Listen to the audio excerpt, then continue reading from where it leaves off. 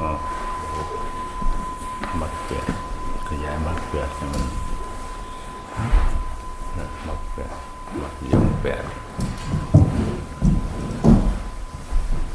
ให้เวลา30 นาที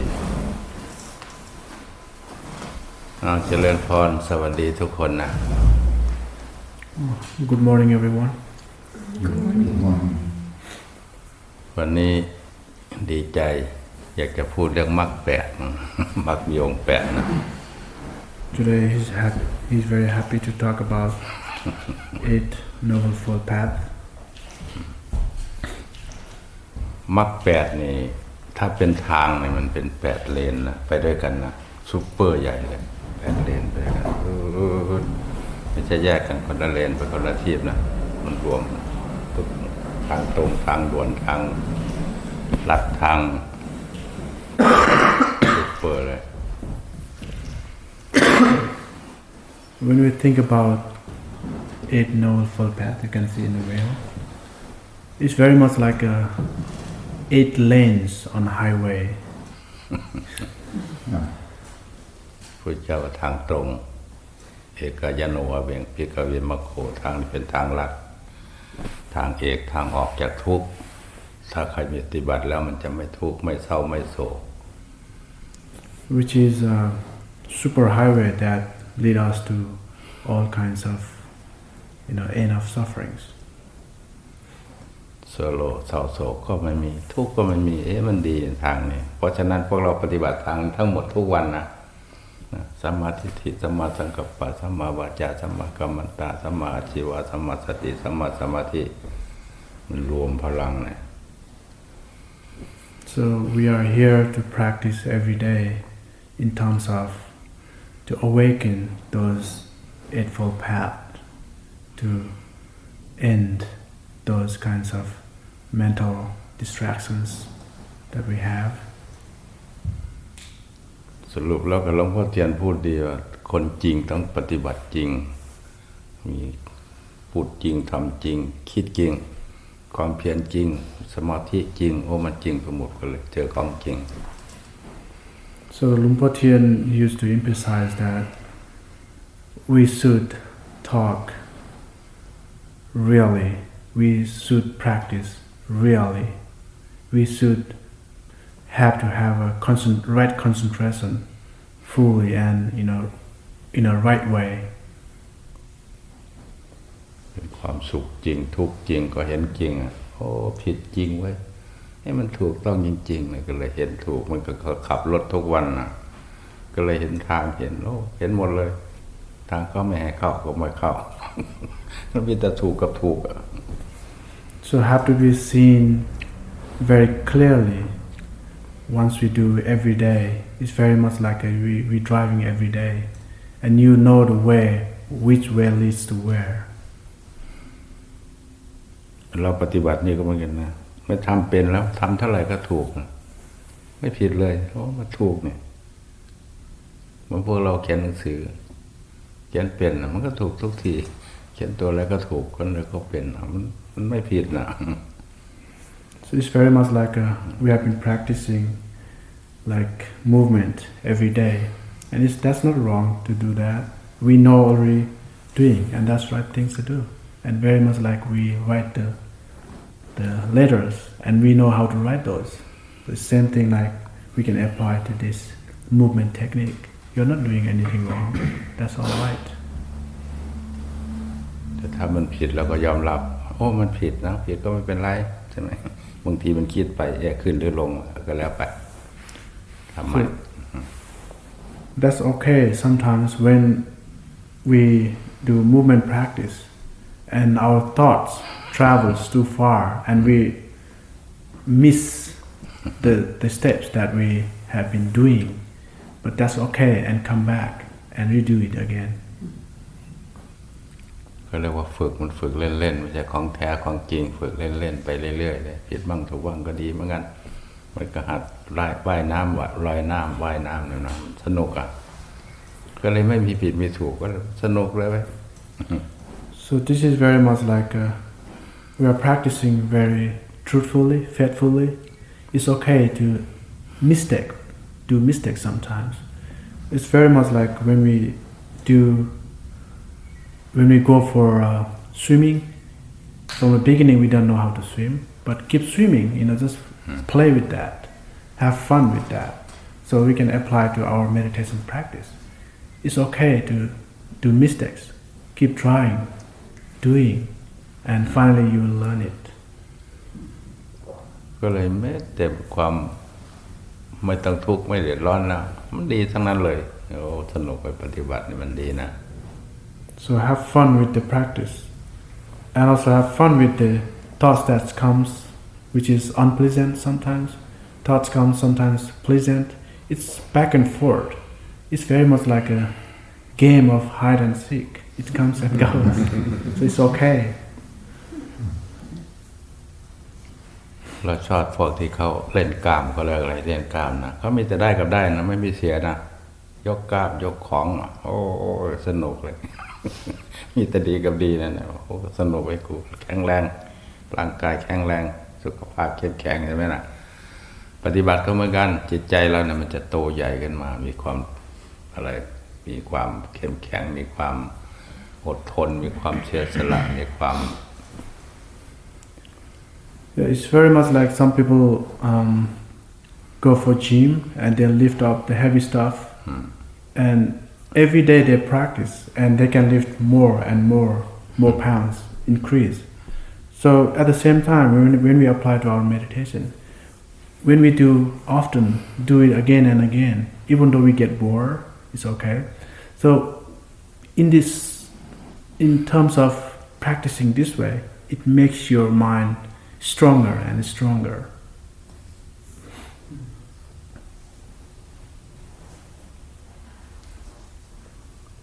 คืออานิสงส์นะประโยชน์อานิสงส์มันมีเยอะอานิสงส์ And benefit of doing meditation has a lot of things that we can consume, we can observe. ร่างกายก็จะความป่วยไข้ทางร่างกายก็จะน้อยนะ Our body gets lighter. ถึงมีมันก็ไม่ทุกข์มากเดี๋ยวนี้ปวดขาก็ช่างมันมีขาปวดก็เรื่องธรรมดาในปวดขา And ปวด also หัวเข่า it lessens our sufferings in our life, even though we have some kind of pain when we're sitting.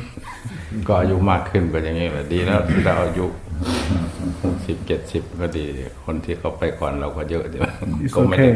When we get older, it's difficult for us to sit with the crossed legs. แต่เราเป็นเด็ก That's the nature of the แต่เรา body. เป็นเด็กเราวิ่งสนุกไม่ปวดหลังปวดเอวไม่เกี่ยวแล้วเด็กๆมันไม่รู้เรื่อง So when we're little, we run here and there. We don't feel pain or anything like that. โตมาแล้วขึ้นบันไดบางทีก็ยังต้องพัก So when we grow older and even it's difficult to walk on the steps up to here.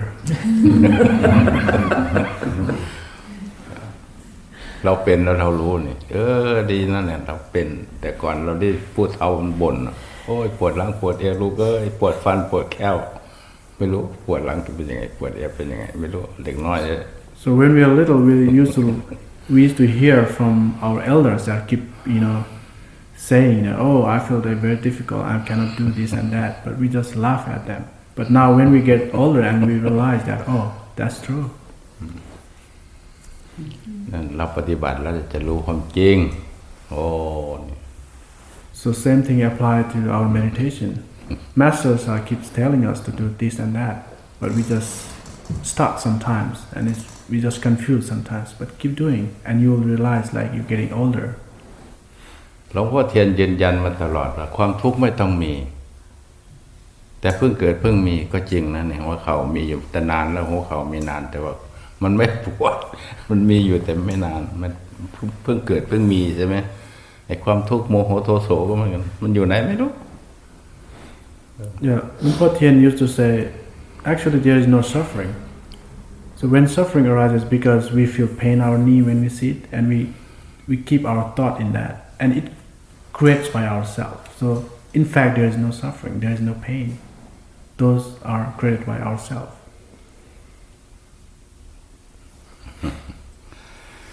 สนทนากันเรื่องมรรคเรื่องผลเรื่องประโยชน์เรื่อง สติเรื่องสัมปชัญญะนะมรรคแปดเนี่ย Yeah, he would like to do conversation about awareness and all Buddhist wisdoms.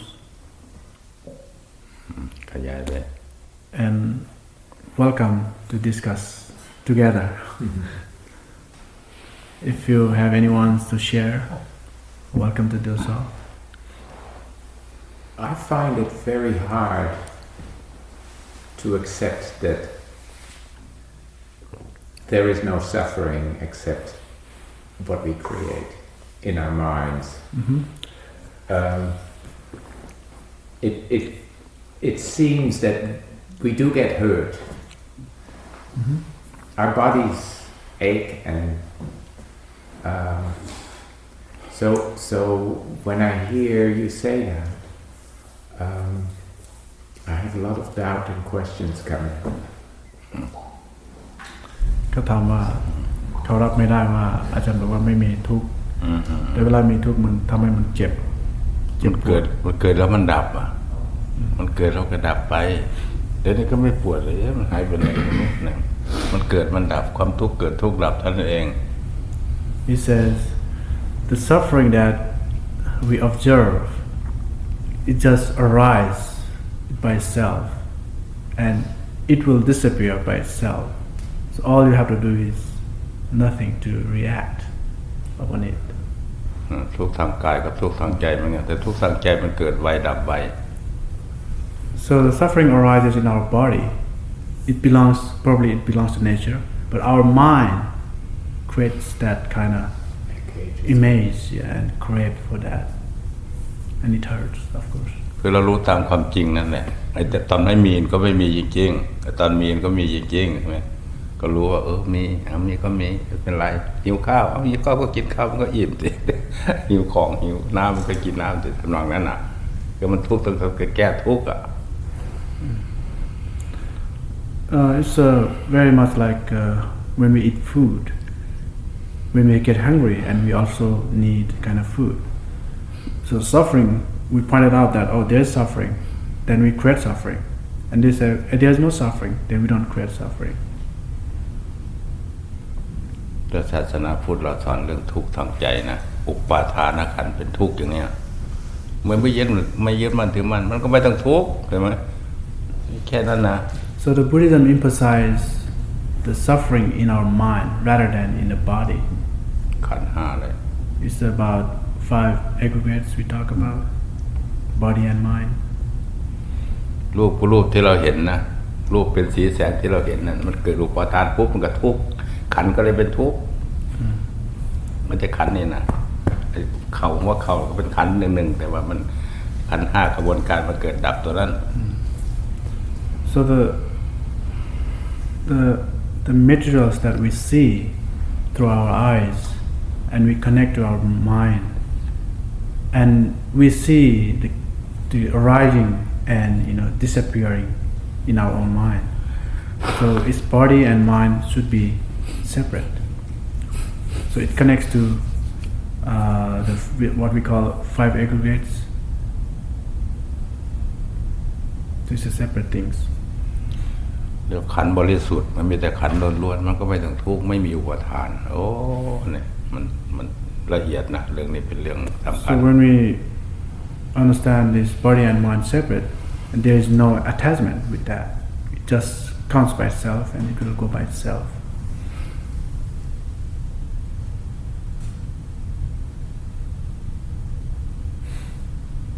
Yes, go ahead.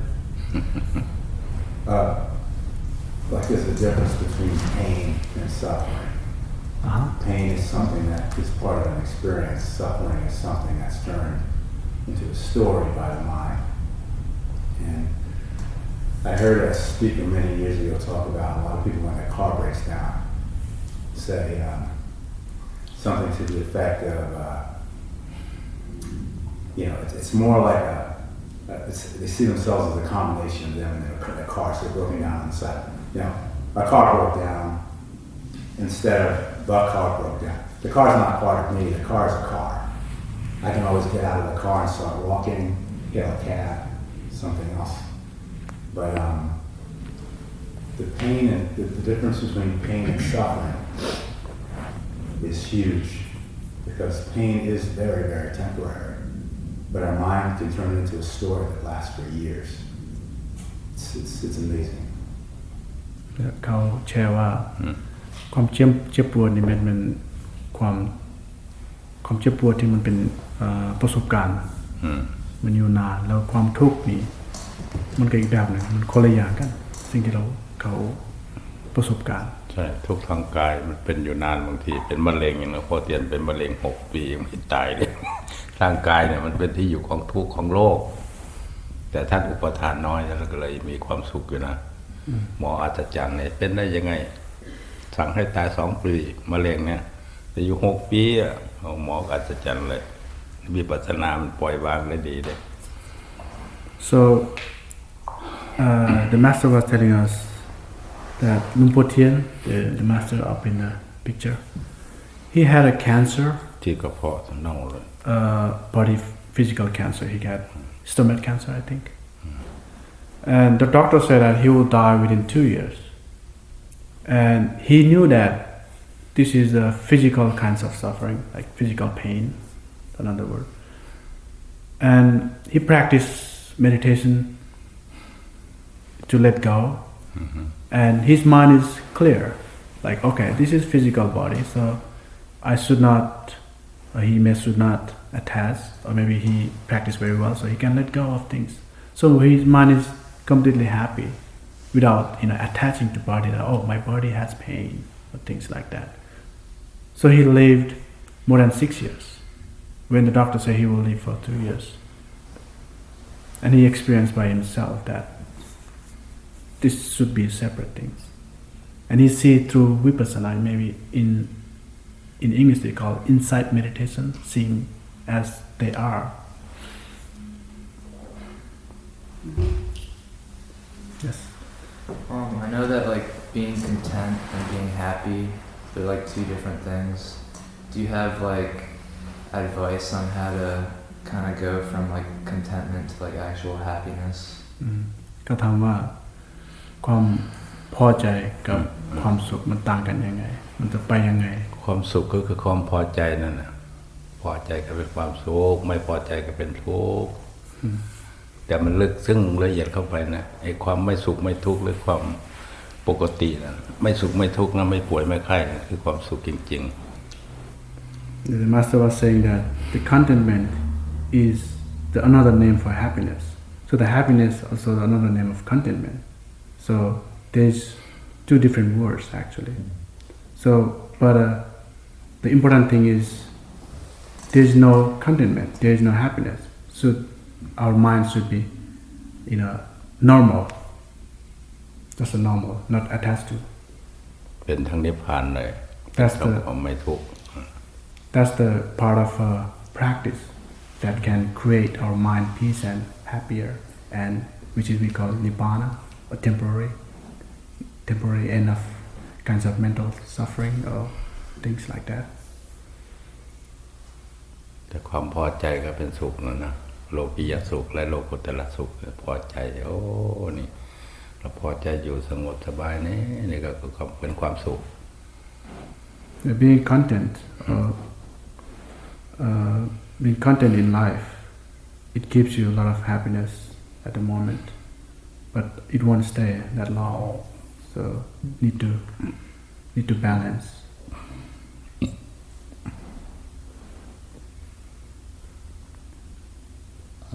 There's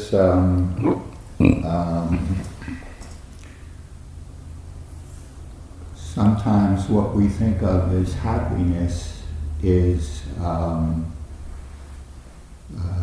just external things in the world that happen to be going our way. And this happiness is a result of external conditions, and it doesn't last.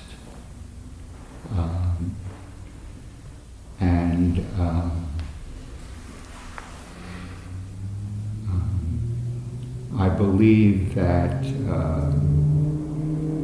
true contentment only comes when you've gotten to the point of equanimity, which is the state of being okay with whatever comes your way, be it something that you consider to be unpleasant, but you recognize that that unpleasantness is impermanent as well. And true contentment comes from learning just to be okay with whatever comes your way. And and if you can develop that quality in yourself, that will be a permanent condition of contentment.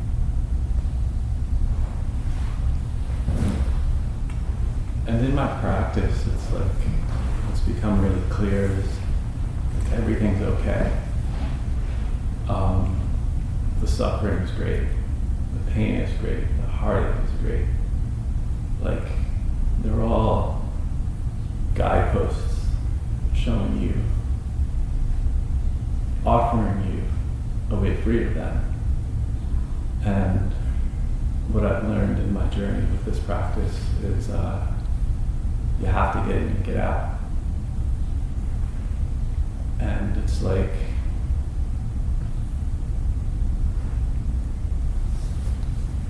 everyone is a river, and you must learn to swim in this river, or else you'll drown. And we were talking about rivers and the flow yesterday a bit. And the suffering, those attachments, really is a beautiful example of you're swimming against the river. And when you learn to turn yourself around in that and just relax, learn to swim in your river, which is what this practice is, as John likes to say, flailing our arms. We learn to see the flow, we learn to swim, and we can find the door to the freedom.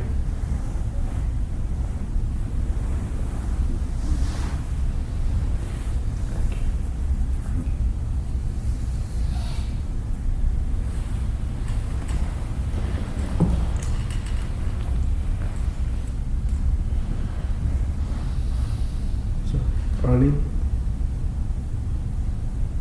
how are you doing? How are you doing? Okay. Share something.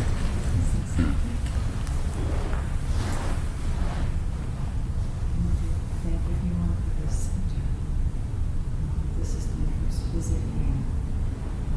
I come from northeastern Connecticut. And this is just precious practice. Wonderful space and gathering here to have us on our journeys. Thank you so very much. Thank you.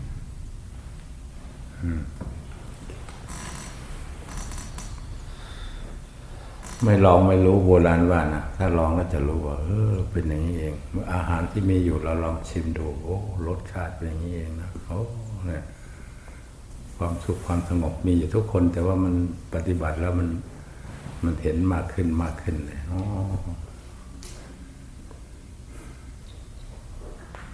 So the elders saying that if we never try, we never know. each food we try, we test, and we will come to know that what types of food and what taste. So apply to meditation at the same time. Of course, it's difficult in the beginning. Of course, it's boring in the beginning. Of course, we don't feel like comfortable doing it because our mind wanders a lot. And of course, we love to indulge ourselves because we have been this way, or our culture taught us that way. So we try to move around with the mind, that whatever mind says, okay, go, want to go picnic, potluck or whatever, just go, drive around, boring, just go. So we never train, in fact, our mind. So the problem arises because of we indulge ourselves. We never train our mind. I'm not saying that we don't, but we are training actually now. So that's a good thing. So as I see the problem myself, that we just go, flow with the mind. This is what I found myself. That's the problem. Not because of the people around me, but problem is in fact inside of me. Because my mind tells me to do things, do that and do this. And I go with that. And never ends the suffering of inside, which is already inside of me. Keep going and keep looking for something else to make me happy or whatever. So that's the part of things that I experience in my life. So the meditation, in fact, is simple. Training of mind. So the meaning of meditation for me is the training of mind. No matter what kind of technique you do, dynamic, insight, walking, sitting, standing, driving, these are all kinds of meditation. Mindfulness, to train your mind. Do not let your mind do whatever it wants. It likes to do. So that's the practice of meditation. Either you close your eyes or open your eyes. It doesn't matter. Let the mind listen to you. Not the mind tells you to do things. Correct? I feel sometimes very overwhelmed by the mind, more than that it's opening up. I see that it's very hard to see something just simply to be aware of it, because I load it up with, there's a memory that's right there, or an association, or a desire to fix it, or there's a constant barrage going on. This mind is, and so that's what I'm struggling here. I stand in this laboratory and I say the things are not clean, they're not clear. I load them up. I cloud them. I make them into something else. Mm-hmm. That's my struggle. That's why the Buddha emphasized about the 5 aggregates, the body and mind. So the feelings that we have, and we keep the feelings, sometimes pleasant feeling, sometimes unpleasant. So most of us, we like to keep unpleasant feelings to keep on thinking. And that's how memory stays longer than pleasant feeling experience. So in that case, we create keep thinking, and mental formations arise in perceptions, and all will go to the one point we call consciousness. So consciousness is very much like a storehouse. So in this room is, for example, like a consciousness. And of course, in this room, we have chairs, we have people, we have cushions, we have furnitures. So all the thoughts and memories and perceptions and feelings will store into the consciousness. And that's also part of mind too. And we keep thinking, and we select which one, the bad memories or good memories. And most of us, we like to pick the bad things, negative thoughts. We create and we keep watering it. And it grows, of course. So that's the problem that we see nowadays. Because we know that we are very much dependent on material things. I'm not saying that we don't need that. So it brings you a lot of distraction at the same time. That's why we need to train our mind to be a little bit silent and quiet, and you will see a little bit clear. It's very much like in a story about Buddha. It's very beautiful. When Buddha is going to die in his last day, and he told his disciple, the Ananda, his attendant. Buddha told him that, Ananda, please, I'm thirsty, bring me some water. And of course, in those days, people drink water from the river. And his disciple just walked to get some water for Buddha in the river. And while he was going to get some water, unfortunately, there were many cows, water buffalo, just walking on water. So water is not drinkable. So he says, Ananda, the disciple just came back to Buddha, said that, Dear Lord, the water is not drinkable, too dirty. So I just came back. And for a second time, Buddha requested him, please, bring me some water, I'm thirsty. While Buddha was lying down, so he's about to die. And for a second time, he went to the same river. And of course, water buffalo or cow still, taking shower in there. So water is still not drinkable. And for a second time, he came back to Buddha, said the same thing. Dear Lord, the water is not drinkable. And for a third time, Buddha again requests, please, bring me water. I'm so thirsty, Ananda. Please, can you help? And Ananda, for a second time, he went to get water. And for a third time, you see the water is clear because there was no more water buffalo in there. And he brought the water to the Buddha. And Buddha drank the water. And Buddha gave him a talk, a little bit, saying that, of course, the Ananda, his attendant, was not enlightened yet. And he was upset in the beginning that Buddha, requested him again and again, even though the water was not so clear. And Buddha gave him a talk that same thing applied to our mind. When our mind mixed with our dust, water, mixed with the water, you can see the bottom of the water. It's very unclear. So when your mind stays quiet and calm, very much like dust in the water will go bottom of the water, and you will see the bottom of the water very clearly. So our mind should be calm and quiet at the same time. In meditation level, mind can see clear and better. So does it make sense? Yes. Thank you. Thank you so much. Thank you. Thank you.